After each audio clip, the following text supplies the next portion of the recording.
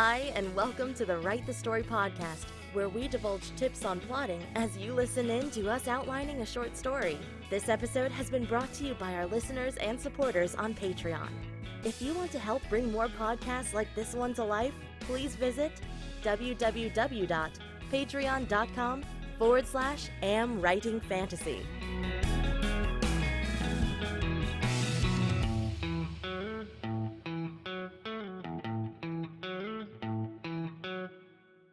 Welcome to episode 6. I'm Autumn. Before I call Jesper, I want to fill you in on what we accomplished in the last episode. Last week, Jesper and I continued working on the 7 stages of story structure, moving on from the new info stage and into the planning phase, coming up with the hurdle and laws of our short story. With that set, this week we are hoping to wrap up the plotting with the climax and hopefully get to the wrap-up. We'll see how it goes. Okay, great. With that, I'm going to call Jesper.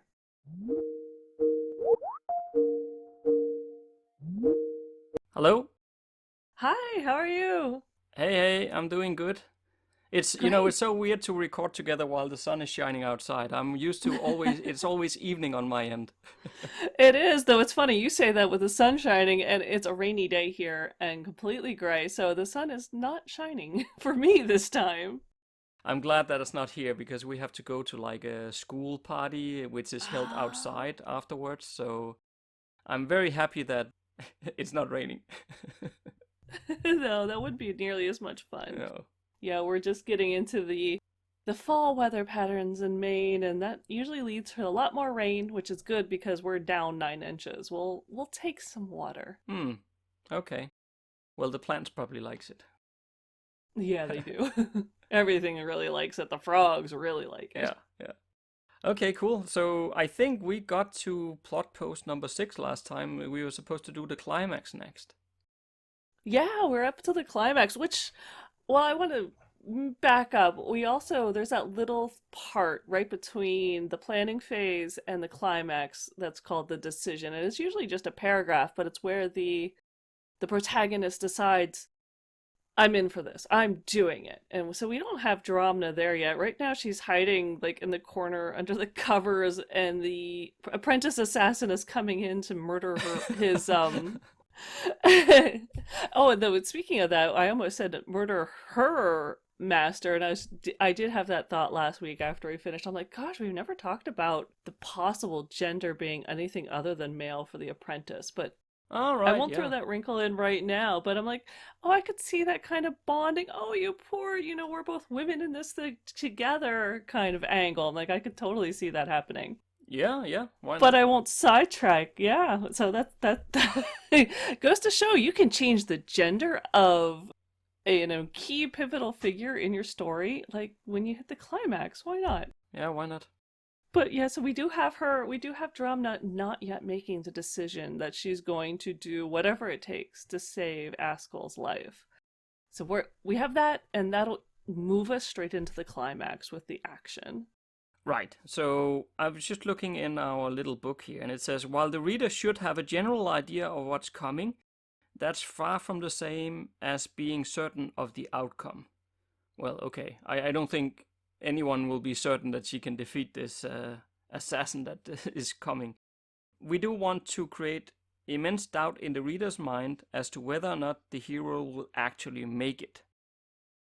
So we have included 3 different aspects to build the climax from. Okay. So aspect number 1 is saying a stake that is so high that it almost seems impossible for the protagonist to come out victorious. Number 2, making it so that progress is only earned when the protagonist is taking direct action. And number 3, create an, quote, obvious surprise, unquote, by the use of foreshadowing which the reader should have seen coming but didn't. Okay. And then we've divided those 3 aspects into some steps to go through. So I think we can just take them one by one here. That sounds good. So aspect number 1, we labeled that the ultimate stake. So everything that happened before, all the hurdles, the losses, the problems, the pain, and the blood has brought us to this final stake. The biggest conflict of the entire novel. During the planning phase, it was said that the protagonist has to go through a series of trial and errors, applying the skills, allies, and knowledge that has been acquired so far before achieving the goal, creating a disaster, or generating an outcome that the villain didn't expect either. In approaching this, it helps to stay focused on just the protagonist and outline 4 key events that'll make up the climax. Key event number 1. This could be a minor setup for the bigger moment. Perhaps people are getting into position, sneaking into the enemy base, or some other type of initial tense moment. The time to draw things out is over though, so aim to begin the action no later than by the end of the first key event. Okay. As a bonus, if you allow the protagonist to feel nervous, the reader will too. Well, I definitely think we have Dramna feeling nervous. Yes, I think so too. So, yeah, this key event is sort of like just a step before the action. But remind me, when we were talking about the development phase last time, we had this whole conversation about locking the door and all those things and trying to block the assassin from entering. Was that part of the development phase, or was that us speculating about the climax? Because I don't remember anymore. We had it as part of the development phase, Okay. and I would say, I did think about this too after we finished, is that if this was a novel, I think the way we plotted the planning phase would have been different. Like each hurdle would have been a different hurdle. Instead, we have Dramna in the city, like in the hospital or infirmary center. It's all in one space, but we're writing a short story. And so we're keeping everything compact. But if we were watching a novel, I mean, the planning phase could be like 6 chapters. Right, yeah. So we've made this much smaller. I did want to throw that out there for anyone, listening in, that if you're plotting a novel, this would be much more drawn out. The plotting posts that we're coming up with would be a lot, these individual steps within each planning phase would be much bigger, longer. But we're writing a short story, so we're keeping things very compact. It's like the same scene. It's literally going to flow together. And I think that's what we're seeing right now in the Climax. What's going on last week, the last planning phase, was very much just right merging with the climax because it's a short story. We're keeping it tight. Right, yeah. And that then makes me think, I think we left her off where she locked the door and jumped under the covers or something like that. She couldn't lock the door. That was it. She went to lock the door. Right. Realized it didn't lock, and she was going to push a dresser or something in front of it, Right. And ran out of time. The apprentice assassin, as yet unnamed, possibly ungendered, possibly female, is just outside the door, and she realizes she's out of time. She kind of throws herself into the nearest chair, throws a blanket over herself, and goes, "What am I going to do?" Right, so basically the door is open, it's not blocked or anything, the assassin can walk right in. Exactly. Okay. All she managed to do was actually shut the door. It had been open before. Right. I guess our key event number 1, well, it should be some sort of tense setback thing, The assassin will definitely enter the room, close the door behind her, let's say that. Yes! And then the question is, how can we create a setback for Dramna here? Because obviously she can't make the assassin know that she's awake. I mean, she can't jump out of the chair or out of the bed and start attacking the assassin or anything like that. That's not gonna work. No, and she's smart enough, she knows that's not gonna work. Yeah. To me, the most tense thing is the apprentice walks in and just stops. Like, 2-3 feet away from Dramna. And Dramna knows that this apprentice assassin, who is probably, she's figured out as the one who's tried to kill Askell, is just standing there looking at her. And just that minute of her heart racing, going, "Oh my god, I don't know what I'm going to do. Is she going to attack me? What's going to happen?" And then break the tensions by actually having her walk over to Askell's bed and basically dismissing Dramna. But actually kind of walking in going, "Shoot, I didn't think she was going to be here.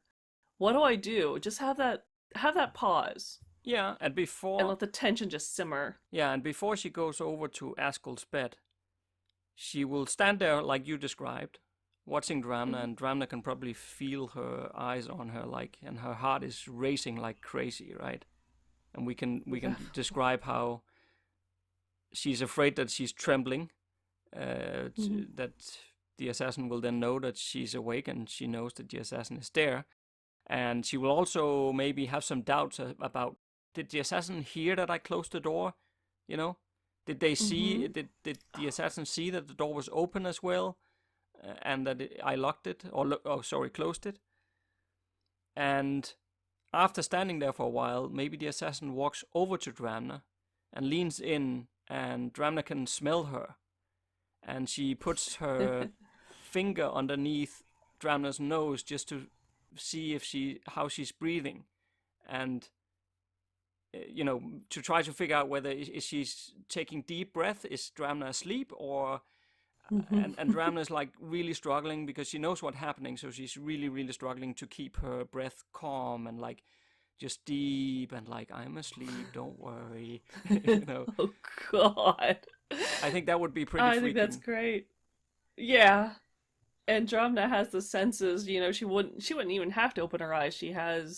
She can hear and smell and all those other things that she's learned because she's already blind, so she's learned to use her other senses, so she knows exactly what's going on and is freaking out and trying not to freak out. It would be really funny as the apprentice assassin moves away, she actually like covers her up a little bit and walks away. Right, yeah. Let's. Just to like show some kindness, but also like this person is just totally screwed up. Right, yeah. Let's do that for key event number 1. Okay. On to key event number 2, which is very much linked to what you said about before, writing a full novel versus a short story. I mean, in a full novel, this climax would traverse several chapters. So in key event number 2, it says, begin the second key event with a reaction to the first setback and then immediately escalate the conflict, creating a situation where neither the protagonist nor the antagonist can simply turn around and walk away. There is no dominant side at this point, but it becomes clear that one of them will have to best the other. So why I said that was, before I read that aloud, was basically like, don't we already have this set up?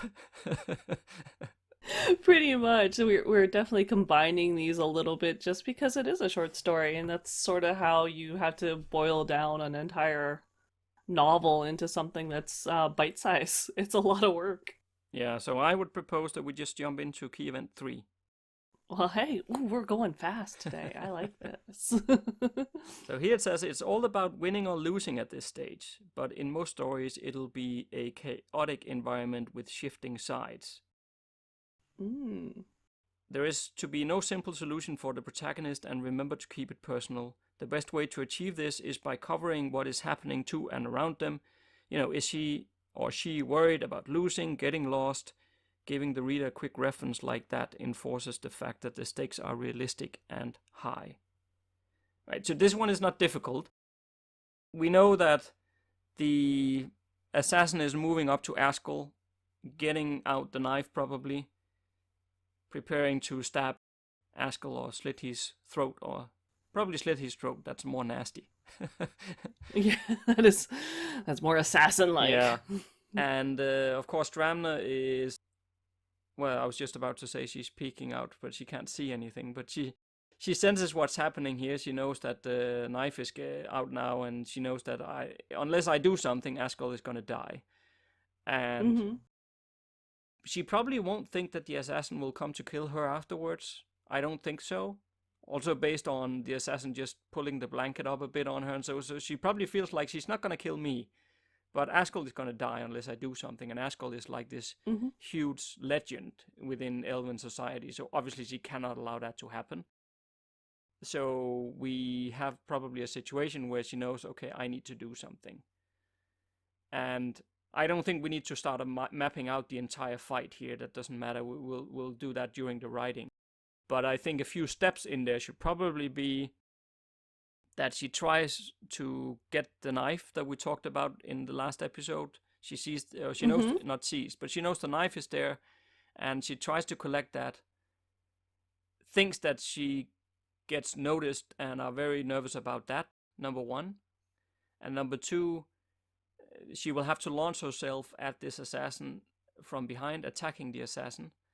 She probably should get a stab in to wound the assassin, but I think we need to build it so that she doesn't just win there. It has to be so that the assassin throws her off and comes at her, and we have to build it so that basically the reader will read it like, oh shit, she's not gonna make it. And then we make something happen so that she does make it in the end. I don't think we need to map out all that. No. And we mentioned Askell does help, but it has to be 3/4, 7/8. It has to be Dramna somehow managing to get the upper hand.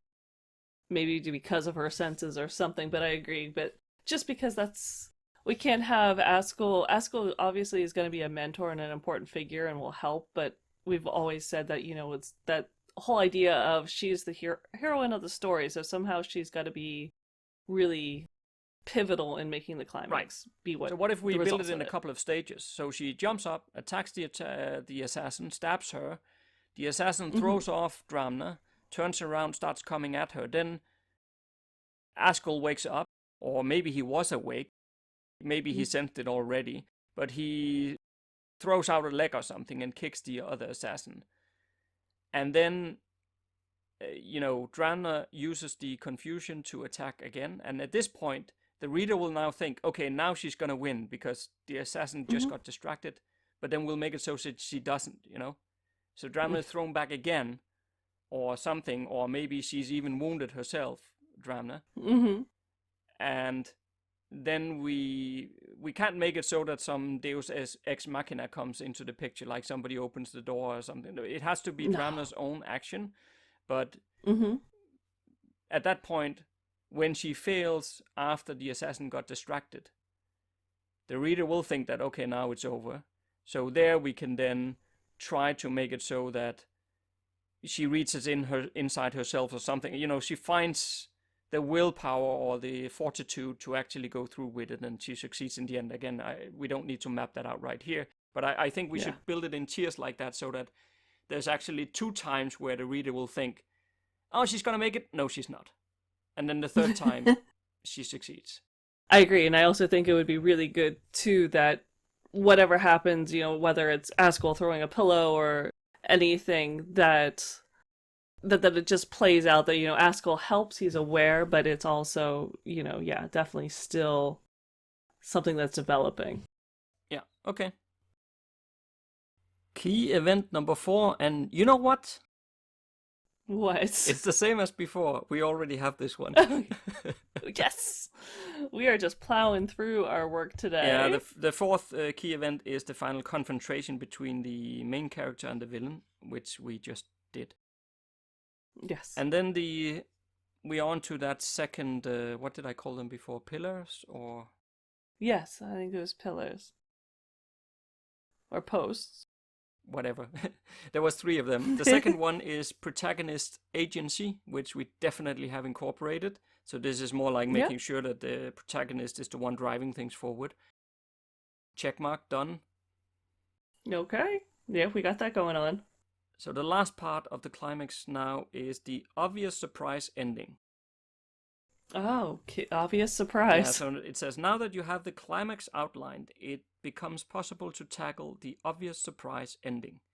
The first part is, of course, to make sure that the 4th key event is indeed surprising. But what about the obvious part, right? So what that means is that what happens there with the final confrontation, it needs to be surprising. And I think we tried to build that with those 3 stages. 2 fails and third time she succeeds. So that should be covering that. But then it says, what about the obvious part? You achieve this by foreshadowing it at the beginning of the novel. So go back and add something to the plot that mirrors what happens during the climax. Go ahead and update your notes for the intro.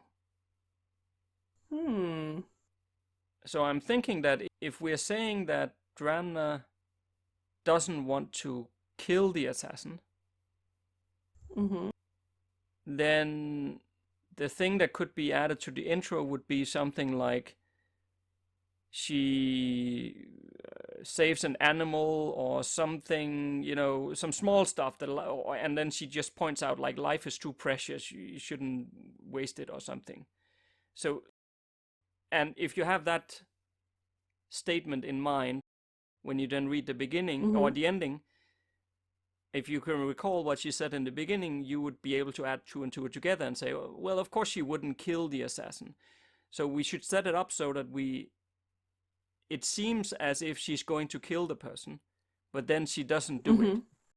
And maybe Askell is even telling her, kill her. But she refuses. And then you can sort of link it together in your mind as a reader to say, no, but she said in the beginning that life is too precious, so she doesn't want to kill people. Which, now I'm saying that out aloud, I'm also thinking that adds nicely into why when she joins the Assassin's Guild in the real novel, the first novel of our series, that she's a teacher. She's not an assassin.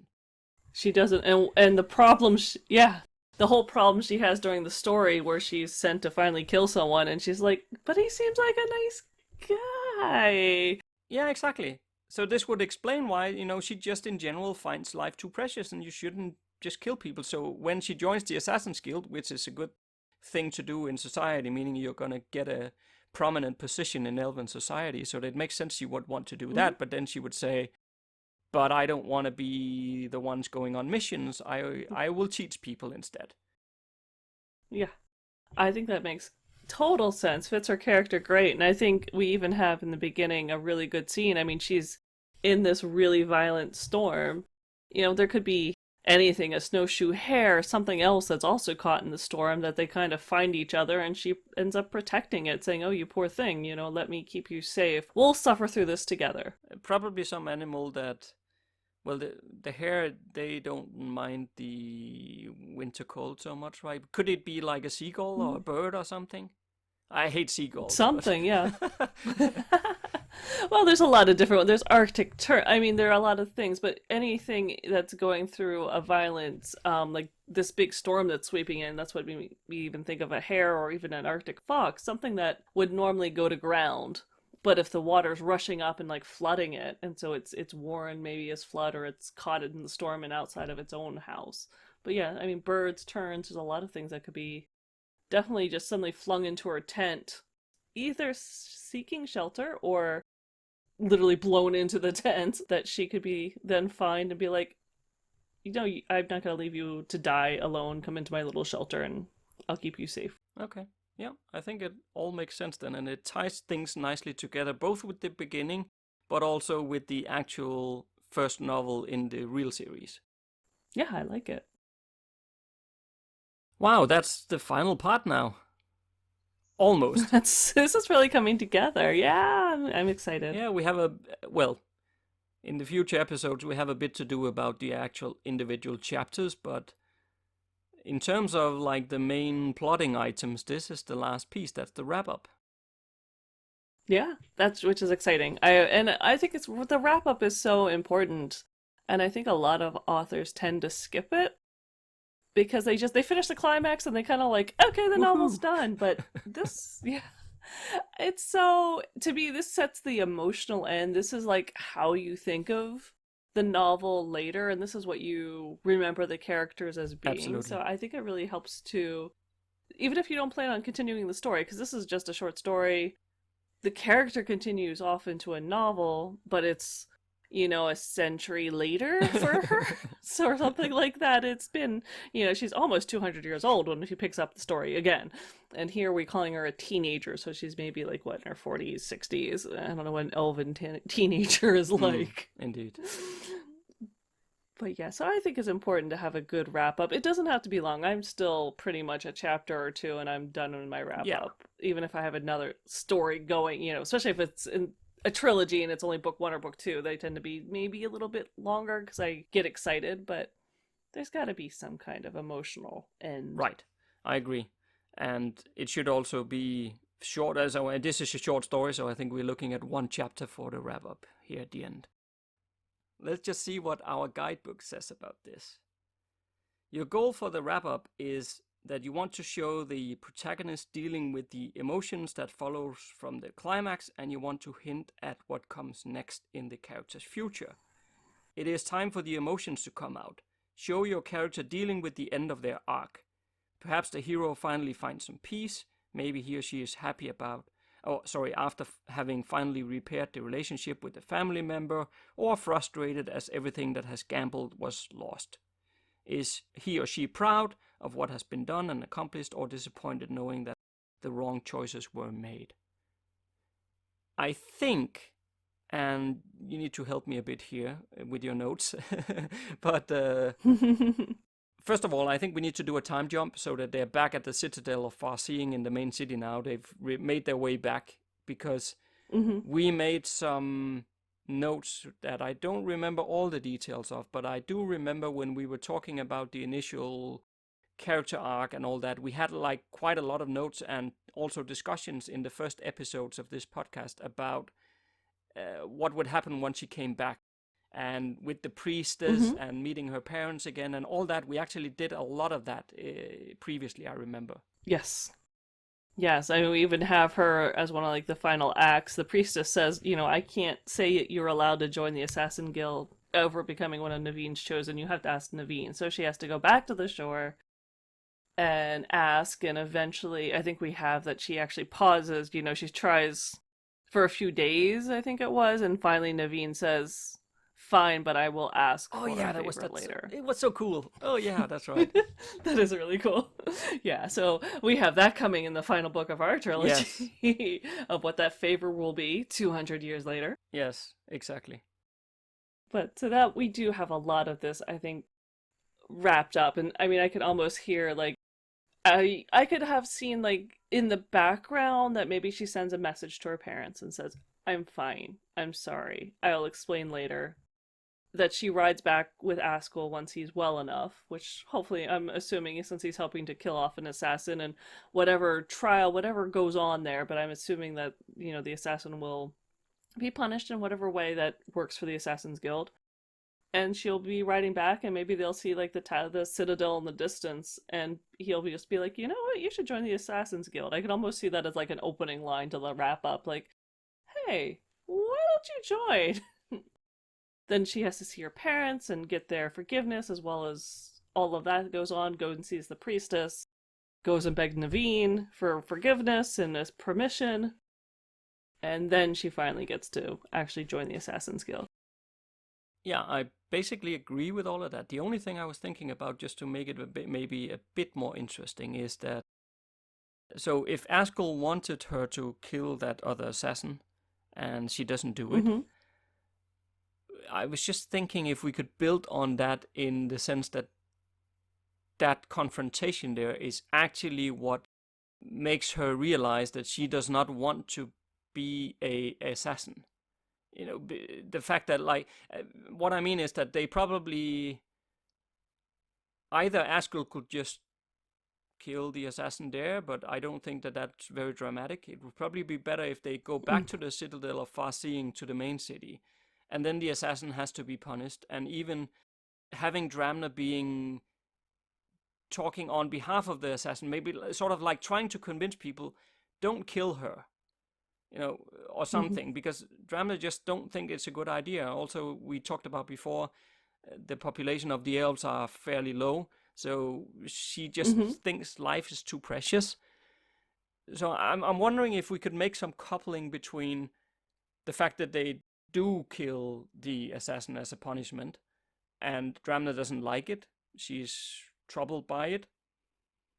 And then she's asked to join the Assassin's Guild by Askell, and there we need to think about Askell asking her because she saved his life, so he can see that she has some value and she's good at what she does, even for a very young age, and even despite the fact that she's blind. So he will ask her, but at the same time, he will probably have some doubts about the fact that you're so much against killing, that doesn't really work. So you need to get over that. But she stands her ground. She's firm now. She's not immature anymore. So that's where we'd couple in the end of her arc. Like, she knows what she wants now. So she's like, yeah, that's fine, but I don't want to. And then, maybe Askell thinks that, well, okay, you're young, you'll learn it. You'll get around. So you should join the Assassin's Guild at any rate. and she maybe agrees because of what I said before in terms of that it will elevate her position within society. She probably didn't want to be one of Naveen's chosen anyway, so this is sort of a way out for her. It gives her a new future. But then we should probably have her say at the end of it that that's fine, yes, I will join, but I will not kill anyone. I think we have to be very careful because we have her joining and being a trainer and a teacher and a member. And I mean, it's part of her mission as a teacher. We have even in the beginning of the book that she is trying to teach to balance, and it's not just about, making a name for yourself. It's about doing things that are right for the purpose. And I think that is gonna have to be the key, because we don't want to make it like, okay, Askell going, you don't want to kill anything and you don't listen to me. Why would he even invite her? And two, it's the Assassin's Guild. Why would she join if she doesn't want to kill anything? But I think if somewhere in there the kernel is that it is for the best of the elves, if she can see that and believe that, and he sees that she believes that truly and it glows in her, basically, he will, we need that to stand out, that even though she doesn't want to kill anything, she truly believes in what is best for the elf. Yeah, that makes sense for sure. Because that was also what in my mind I was struggling with, to make it believable that Askell will want her to join. Yeah. And plus, we haven't written the final book of the actual full trilogy yet, so I can't say for sure if she's going to kill somebody or not yet. Yet, we don't know. But I think she can, if it is for the good of the world, the good of the elves. Right. So she would argue that the killing that other assassin is not for the good of the elves. Yes. And I guess Askell would say, yes, it is, because she's a traitor. She tried to kill me. Mm-hmm. And who knows, maybe she will kill another elf. So we're just saving potential future lives or something. And I don't know. That's maybe the part that Dramna does not agree with. But I think we have to have that resolved, that they have to be in agreement, that they basically have to learn to respect each other, and that he can see that she will do stuff for the good of the elves, and that she will see that either letting this elven assassin, seeing that something is wrong with her and that she will hurt other people, that has to be resolved so that it fits together. Otherwise it doesn't make sense that she's gonna then say, yeah, I want to be an assassin over in Naveen's Chosen. It's got to be something, it's a life choice. Yes. And she's got to be ready for that, and he's got to want to take her under as a mentoree. And the only problem here, of course, is that if it wasn't a short story, that would be easy, because then we could add like a twist of her saying, no, I don't think that it's for the good of the elves to kill this assassin, and then that assassin tries to break out of jail and kills another one, and then boom, there you got your point, right? But if we do that, it adds another chapter. Yeah, and we don't want this to go off the rails, and that's why I think we just have to be very careful in how we end up writing it. It's got to be short and to the point. This is the wrap up in a wrap up in a full novel can be just a chapter or two. So a wrap up in a short story, it could be just a short chapter. I mean, this could be very short. So we really have to, and we already have so much going on. She's got to ask her parents for forgiveness, the priestess, Naveen. She's got to join the Assassin's Guild. This is like, that's like 3 chapters right there. So we have to be really careful how we boiled all this down and not add in something that's going to be like, okay, it does not make sense that she ends up at the Assassin's Guild now. So how do we get them to see eye to eye? That's what I don't know. And again, I have one Askell to say, you're right. Let's put her in prison for a little while, or Dramna's gonna have to be the one who changes her mind and says, you're right.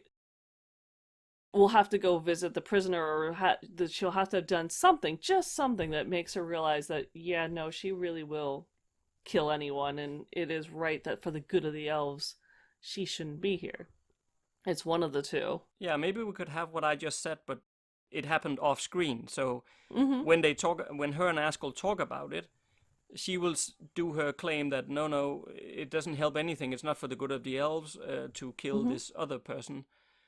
And Askell will say, yes, it is, because she's dangerous and she will be against that. But then Askell could just say that, did you know, actually last night she killed the guard trying to get out? But we did contain her, but something like that. So it happened off screen. It could be done in 2 sentences. Yeah, I think it's so unfortunate we can't have it longer, but no, I think that'll work. As long as she has to commit something that Dramna will be like, okay, no, I didn't know that, and you're right. In that case, you're right. Yeah, indeed. Okay. And then, of course, we need to build in a bit of emotion about maybe Dramna thinking back to how, the lady assassin there actually, pulled the blanket up on her in that back in the other city and so on. So she will still be troubled about it, but she will need to overcome her troubles and say, okay, I understand that the elven assassin is doing these kind of deeds sometimes, but I accept that sometimes you have to compromise for the greater good or something like that. So we can make a bit of a lesson there for Dramna in the end. I think that sounds good. And speaking of emotions, I mean, we need to have the emotional reunion with her parents, and we keep forgetting Ubri. So she's got to at least see him once. I think we had mentioned were they gonna kiss? Yeah, I think so. I think that they're gonna kiss at the end, so we got to keep that in there too. Yes. Okay, well, I think that that's at least enough for us to do a full chapter by chapter outline. Yeah, I think so too. And of course, we're just for the listener here, we're not gonna sit here and record every chapter by chapter outline because that's gonna be way too boring for you to listen to. So we'll do that offline, and then once that's done, by the magic of podcasting, for you it'll only take a week and then we're done, because then we will record another podcast episode after that to just review some of the stuff we've done. And for you, a week will pass. For us, it'll probably take, I don't know, 3 weeks or something. But I actually thought we were going to talk really quickly about subplots and just how we're going to develop strong chapters. Or are we going to do that? Yeah, we'll do first. Let's we'll inject an episode about that next week, and then week after we'll do the magic time traveling thing in podcasting, and then be back with, I guess it's going to be the final episode after that, where we just review a bit of what we've done. Yeah, just 2 more, but that sounds good. So yeah, let's see if there's any subplots that we need to add, and how we're going to create the strong chapters that we're gonna then go outline. Well, cool though. It's so neat to have most of the plot posts all wrapped up and kind of know where the story's going. Yeah, I think it's going to be an interesting read. And of course, also, dear listener, once we have written the story and made it available for reading, we will publish a short announcement here on the podcast feed to let you know where you can get it. So if you're interested, you can actually read what all these conversations turned into. I can't wait to read what all these conversations turned into. All right, cool. All right. Yeah, my day is just beginning, so I gotta get probably back to it. And yours is, you got a whole school thing to go to. Right, yes. But it was good putting these final pieces together, and we are good to go then. Yeah, I think so. Can't wait. 1 more, and then we get to actually do some writing. All right. Speak to you next week then. All right. Have a good week. Bye-bye. Bye.